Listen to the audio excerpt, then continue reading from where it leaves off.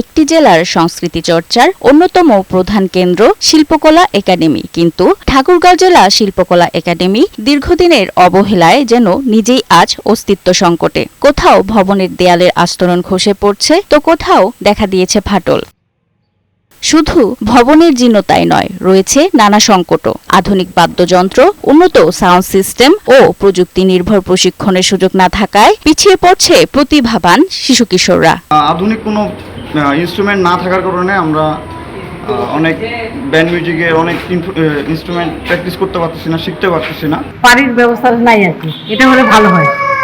এই শিল্পকলার একটা প্রাণচাঞ্চল্যতা মনে হচ্ছে দিনে দিনে হারিয়ে যাচ্ছে। সংশ্লিষ্ট কর্তৃপক্ষের কাছে বিনীত অনুরোধ জানাবো যেন খুব দ্রুত এই শিল্পকলা একাডেমিটি সংস্কারের উদ্যোগ নেওয়া হয়। আধুনিক সুযোগ সুবিধা নিশ্চিত করা গেলে এখান থেকে উঠে আসবে অনেক প্রতিভাবান শিল্পী। এই মঞ্চটিকে সুন্দর করে সাউন্ড, লাইট, বিভিন্ন ধরনের সুযোগ সুবিধা বাড়িয়ে আমরা যদি এটিকে আধুনিক করতে পারি, তাহলে এখানকার যে শিল্পী রয়েছে, যে ঐতিহ্য রয়েছে, যে বিভিন্ন ধরনের সাংস্কৃতিক অনুষঙ্গ রয়েছে, সকল শিল্পীদের জন্য শিল্পকলা একাডেমি সমান সুবিধা দিয়ে সামনের দিনগুলোতে সাংস্কৃতিক চর্চা বেগবান করতে পারবে। এই নীরব মঞ্চ আবার মুখর হয়ে উঠবে গান, নাটক, নৃত্য ও করতালির উচ্ছ্বাসে, এমনটাই প্রত্যাশা ঠাকুরগাঁওয়ের সংস্কৃতিমনা মানুষের। আরিফা শিকদার, বৈশাখী সংবাদ।